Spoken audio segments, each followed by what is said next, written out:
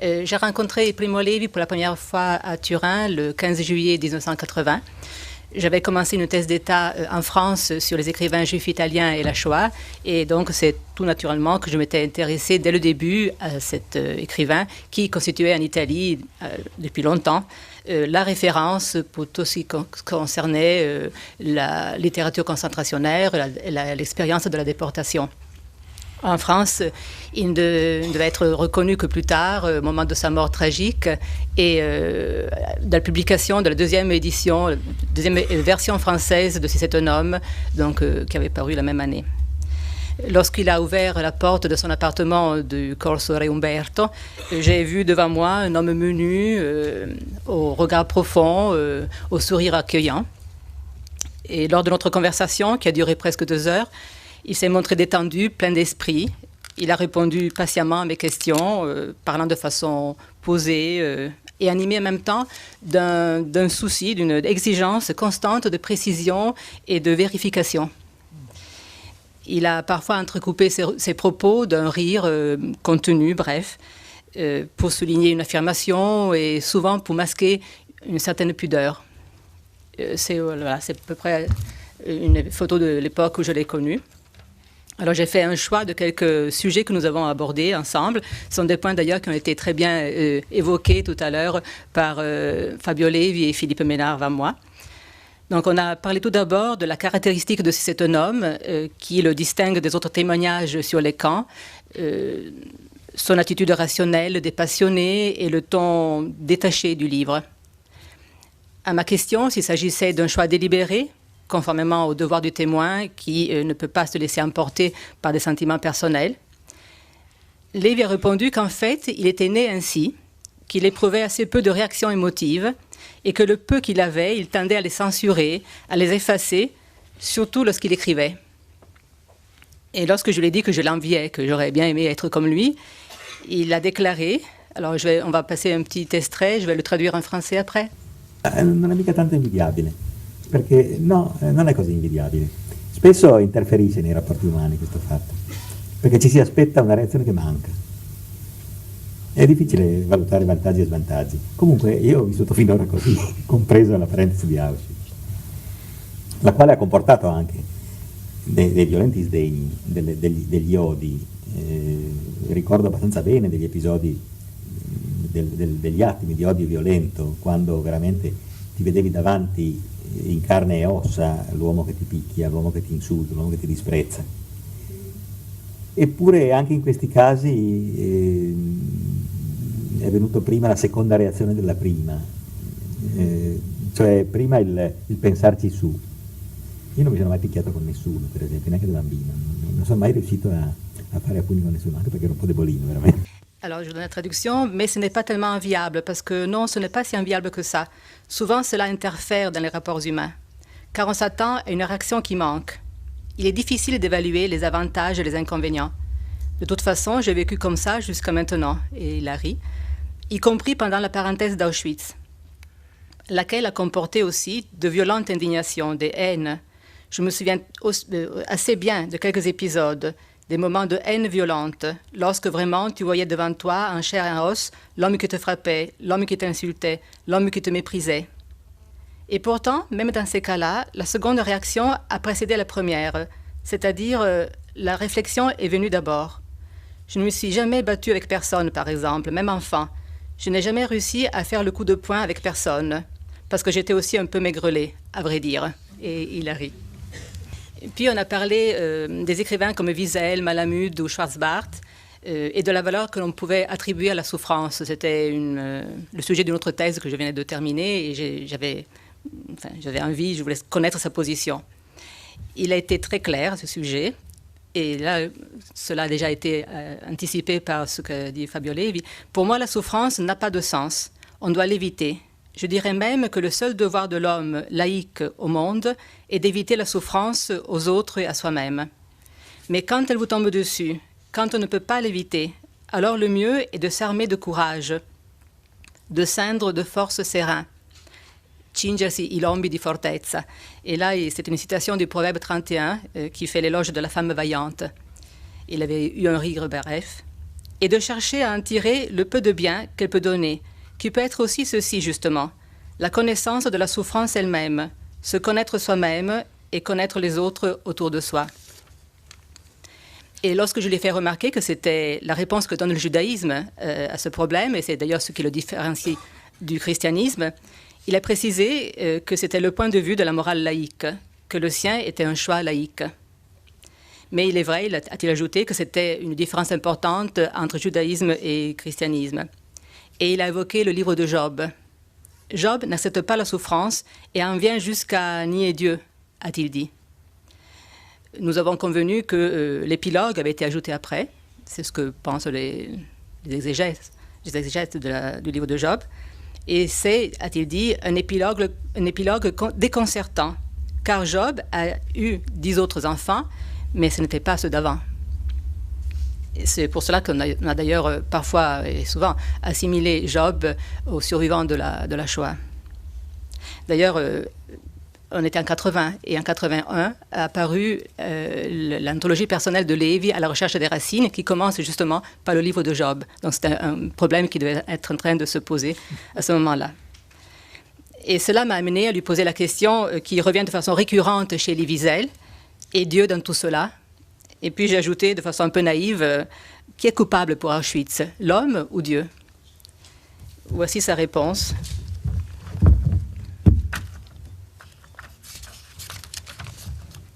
C'est la faute de l'homme, mais vous me prenez en défaut.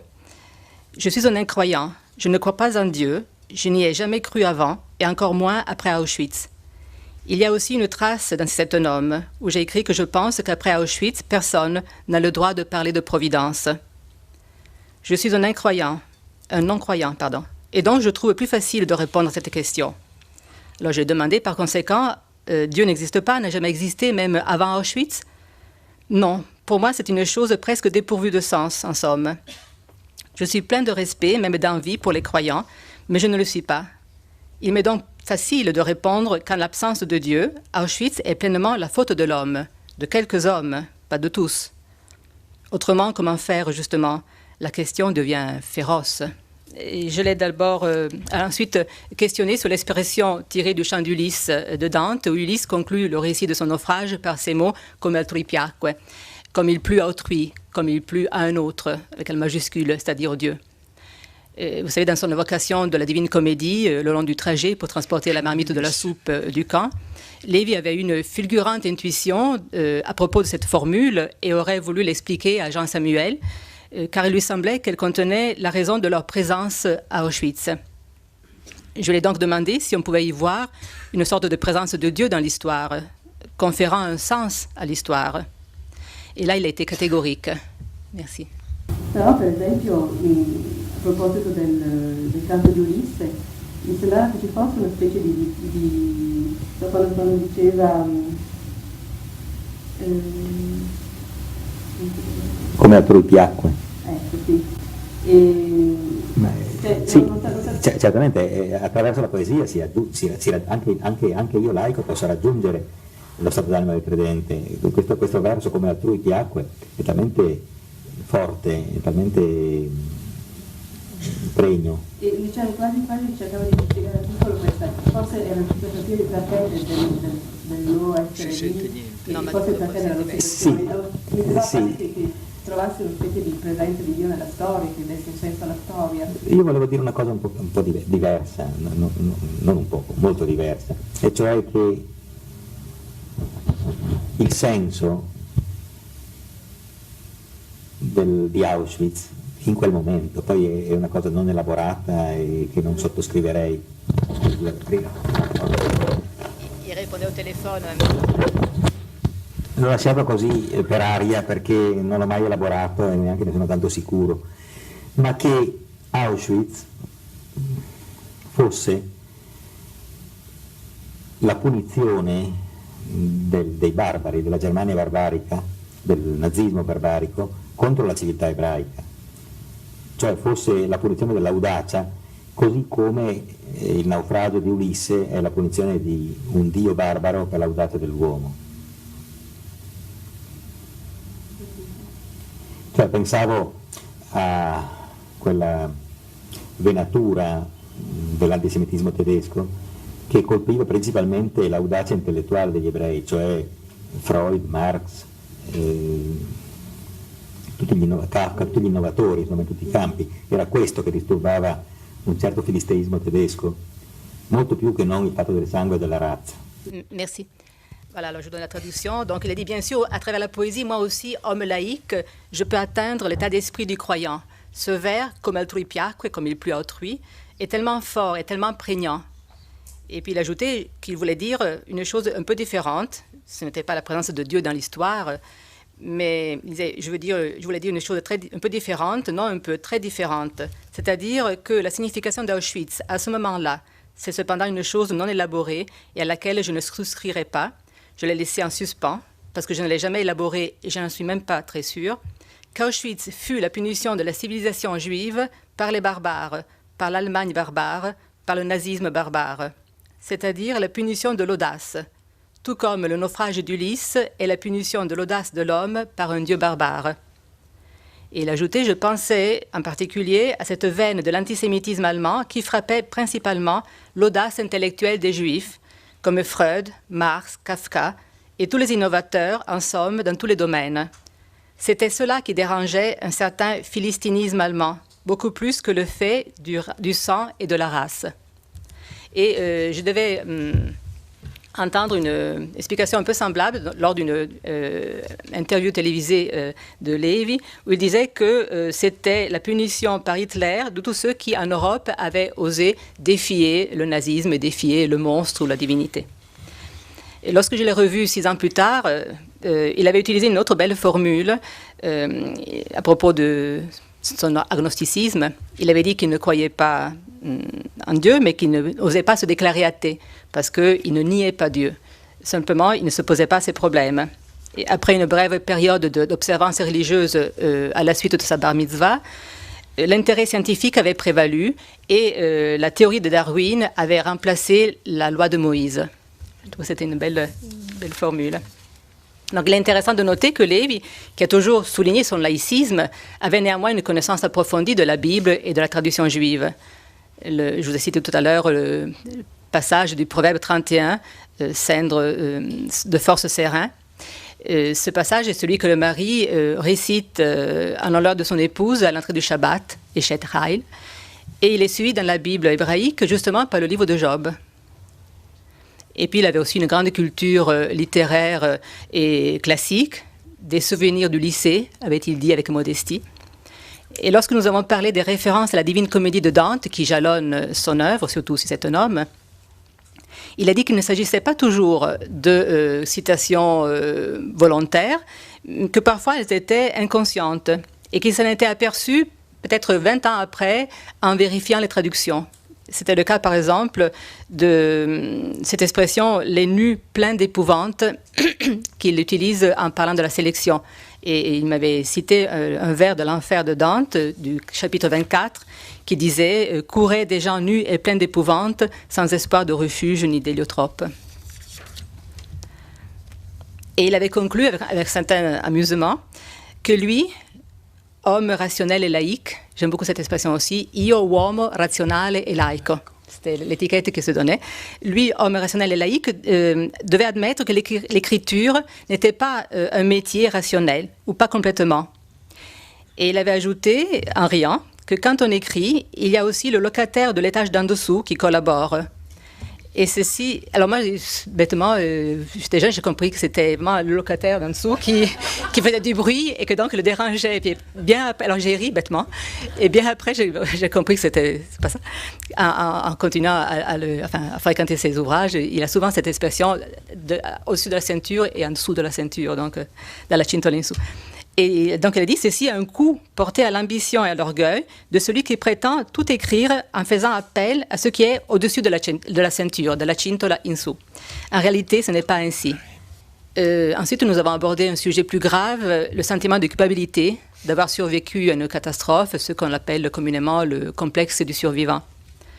Alors, la connotation freudienne du terme ne lui semblait pas très appropriée et nous connaissons la méfiance de Lévi à l'égard des interprétations psychanalytiques du phénomène concentrationnaire.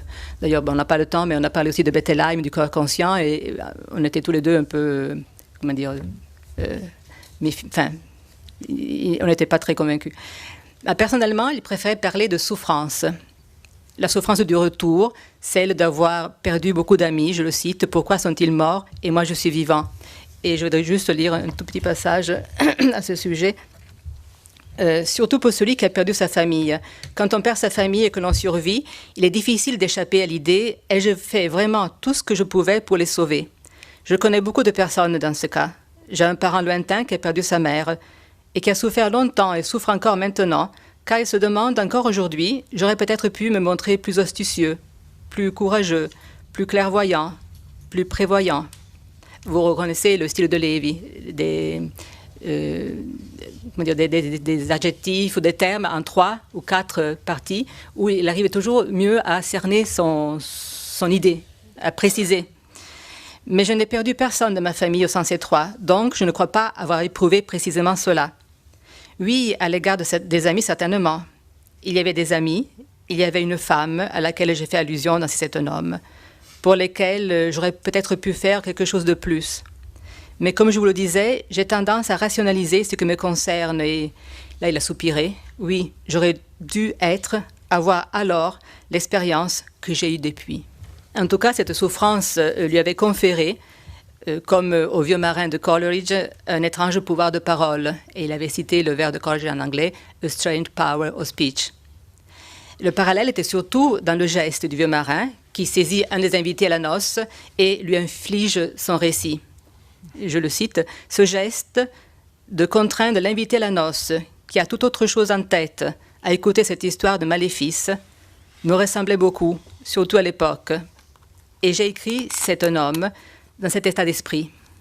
Autrement dit, je veux te raconter, même si à présent tu as toute autre chose à faire, ce qui est arrivé, ce qui m'est arrivé. Mais nous avons convenu que, contrairement au personnage de Coleridge, le survivant des camps n'avait aucune faute à expier. En tout cas, Lévi a admis avoir bénéficié, à son retour du camp, d'une vaste audience. Et le rêve collectif que faisaient tous les déportés, celui d'être rentrés à la maison et de ne pas être écoutés, n'a pas été prophétique dans son cas. Et là, j'ai fait un petit collage de 3 brefs extraits où il parle de ce rêve et de son expérience dans les écoles qu'ont abordé mes amis et collègues avant moi. Merci pour le 3e. Ed è identico a quello che ho raccontato io e mi ricordo molto bene di aver raccontato questo sogno ad Auschwitz, a dei miei amici che mi hanno detto ma lo sogno anch'io, lo sogniamo tutti.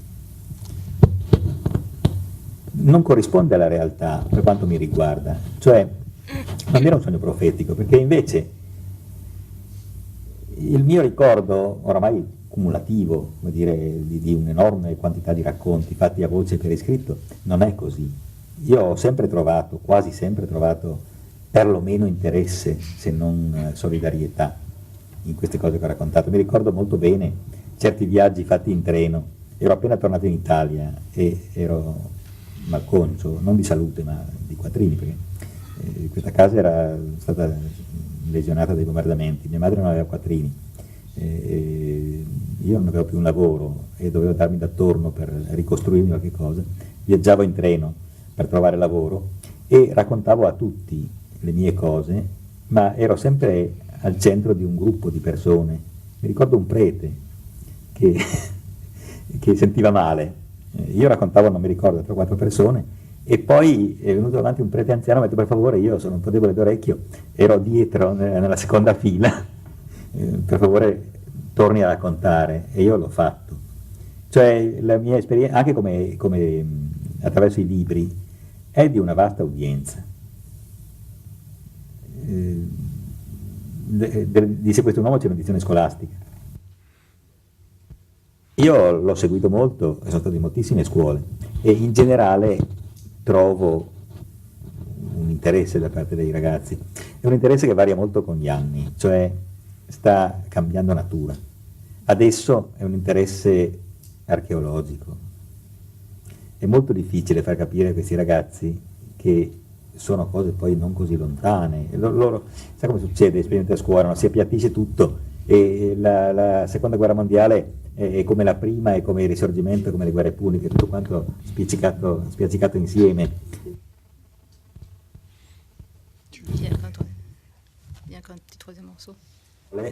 Mi accorgo di una deriva, no, uno slittamento. 20 anni fa era un interesse preciso e personale, cioè tu hai sofferto questo e quest'altro. Adesso i ragazzi di adesso sono dei nipoti, non più figli, sono dei nipoti dei miei coetanei. Hanno sentito qualche volta il nonno parlare della seconda guerra mondiale, ma sono delle cose remote per loro. Se ne interessano come si interessano di un romanzo o di una fiaba, ma non come di cose realmente vissute. Il loro mondo è avanzato oramai di 2 generazioni. Merci. Voilà, juste la traduction. Donc, il me parlait du rêve que tout le monde faisait, d'être rentré et de ne pas être écouté. Il avait dit qu'il avait retrouvé aussi dans le livre de Charlotte Delbo, Aucun de nous ne reviendra. Donc, il a ajouté, et il est identique à celui que j'ai raconté. Et je me souviens très bien avoir raconté ce rêve à Auschwitz à certains de mes amis qui m'ont dit « Mais je le rêve moi aussi ». Tout le monde le rêvait. Il ne correspond pas à la réalité en ce qui me concerne. Ce n'était pas un rêve prophétique, car au contraire, mon souvenir, désormais global, comment dire, d'une énorme quantité de récits, faits oralement et par écrit, ne correspond pas à cela. J'ai toujours trouvé, ou presque, au moins de l'intérêt, sinon de la solidarité, pour ce que j'ai raconté. Je me souviens très bien de cet un voyage fait en train. Je venais de rentrer en Italie, j'étais mal en point, non pas en ce qui concerne la santé, mais les finances, car cette maison avait été endommagée par les bombardements. Ma mère n'avait pas d'argent, et je n'avais plus de travail, et je devais me démener pour rebâtir quelque chose. Je voyageais en train pour trouver du travail, et je racontais à tout le monde mes affaires, mais j'étais toujours au centre d'un groupe de personnes. Je me souviens d'un prêtre qui n'entendait pas bien, et c'est là qu'il a ri. Je racontais, je ne me souviens plus, à 3-4 personnes, et puis un prêtre âgé s'est avancé et m'a dit « S'il vous plaît, je suis un peu dur d'oreille, j'étais derrière, au 2e rang. S'il vous plaît, racontez encore une fois. » Et je l'ai fait. Ainsi, mon expérience, même à travers les livres, est celle d'une vaste audience. Il existe une édition scolaire de cet homme. Je me suis beaucoup investie, je suis allée dans de très nombreuses écoles, et dans l'ensemble, je trouve un intérêt de la part des jeunes. C'est un intérêt qui varie beaucoup avec les années, en ce sens qu'il change de nature. À présent, c'est un intérêt archéologique. Il est très difficile de faire comprendre à ces jeunes qu'il s'agit de choses pas si lointaines. Vous savez comment ça se passe, surtout à l'école. On aplatit tout. Et la Seconde Guerre mondiale est comme la première, comme le Risorgimento, et comme les guerres puniques. Tout cela écrasé ensemble.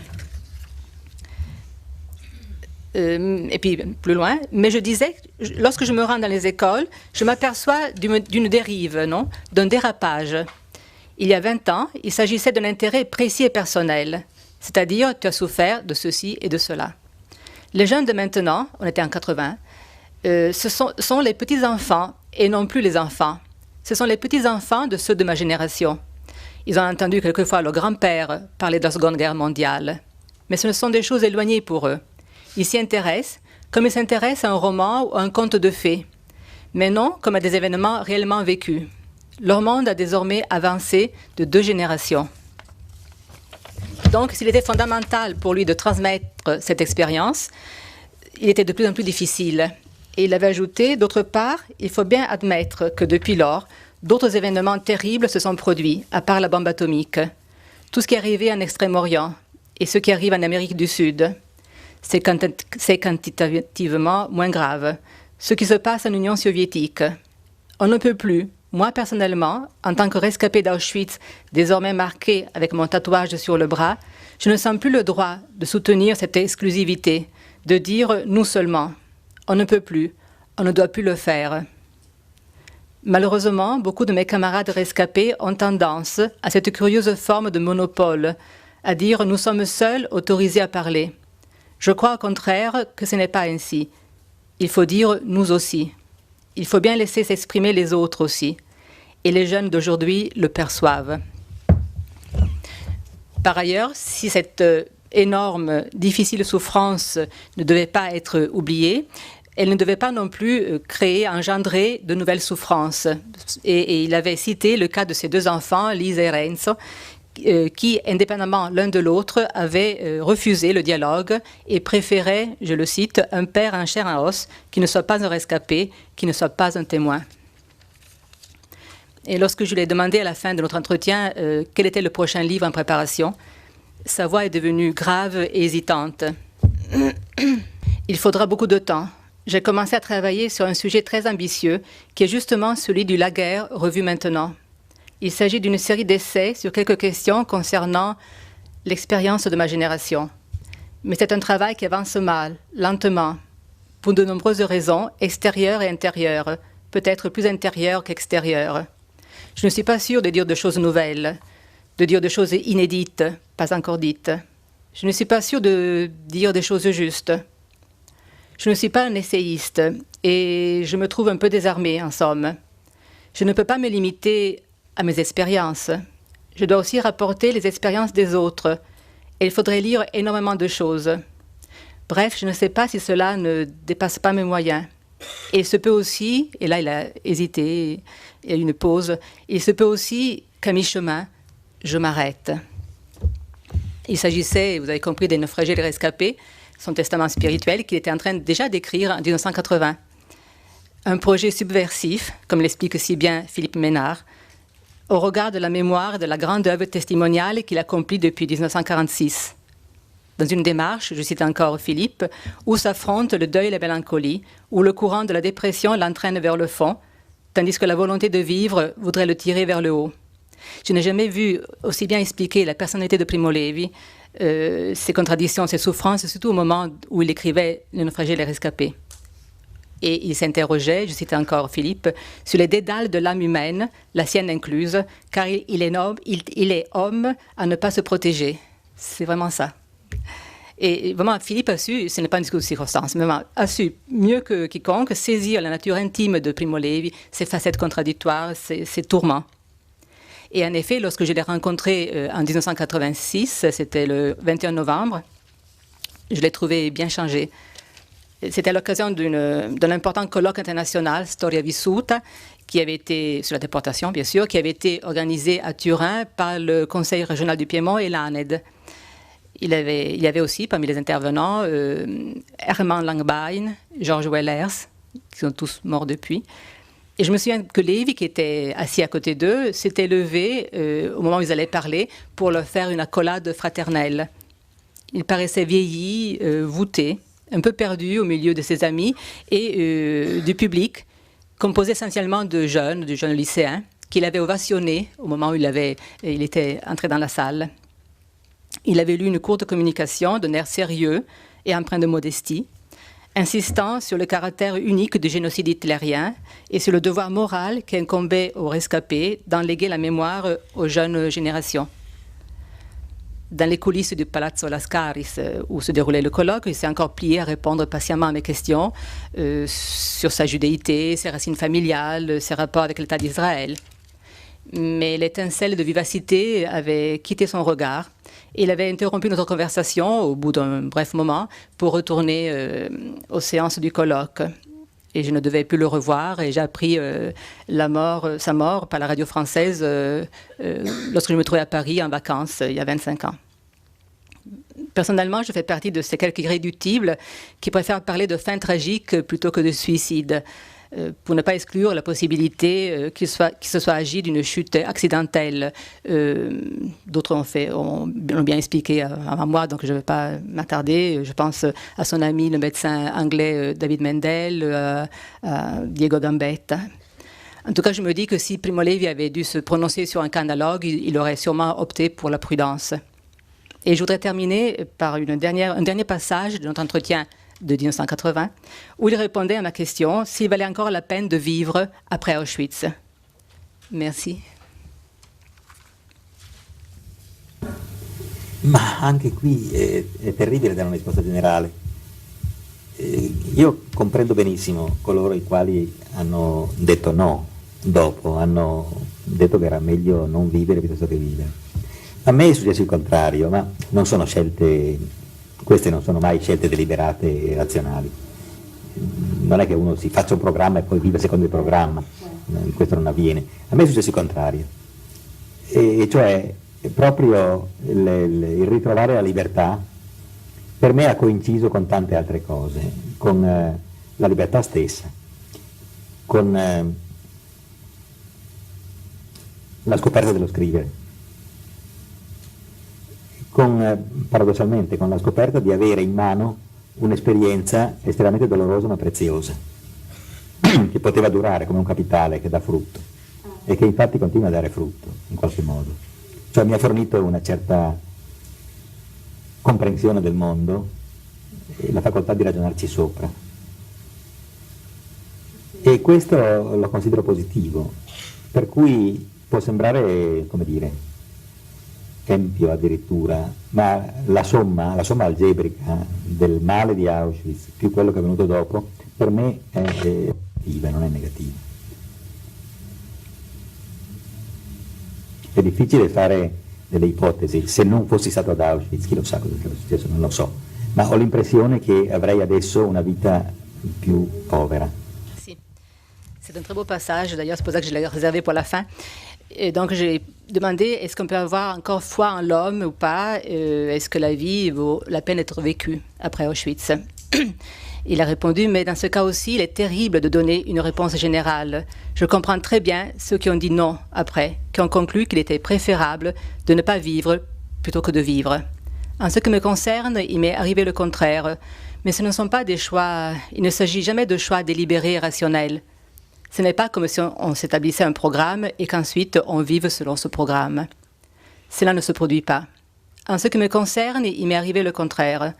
Précisément, le fait de retrouver la liberté a coïncidé pour moi avec bien d'autres choses. Avec la liberté elle-même, avec la découverte de l'écriture. Paradoxalement, avec la découverte de posséder une expérience extrêmement douloureuse mais précieuse qui pouvait durer, comme un capital qui donne ses fruits et qui en effet continue de fructifier d'une certaine façon. Elle m'a fourni une certaine compréhension du monde et la faculté d'y réfléchir, et je considère cela comme positif. De sorte que cela peut sembler, comment dirais-je, impie même, mais la somme algébrique du mal d'Auschwitz, additionnée à ce qui a suivi, pour moi est positive et non négative. Il est difficile de faire des hypothèses. Si je n'avais pas été à Auschwitz, qui sait ce qui serait advenu? Je ne le sais pas, mais j'ai l'impression que j'aurais maintenant une vie plus pauvre. On reconnaît le rationalisme de Primo Levi, qui, à ma question s'il était pessimiste ou optimiste, il avait répondu « pessimisme dans les idées et optimisme dans les actions ». Retrouvant par là la formule de Gramsci, ce que lui a fait remarquer un de ses amis, Gramsci qui disait écrivait « pessimisme de l'intelligence, optimisme de la volonté ». Il s'agit de cet optimisme de la raison que Calvino reconnaissait en Voltaire, qui, je cite Calvino, partant d'un total pessimisme objectif, d'une notion de nature et d'histoire non éclairée par le rayon d'aucune providence, avait posé les bases d'un optimisme subjectif, confiant dans l'issue de la bataille engagée par la raison humaine. Je pense que ça pourrait s'appliquer aussi à Primo Levi. Merci.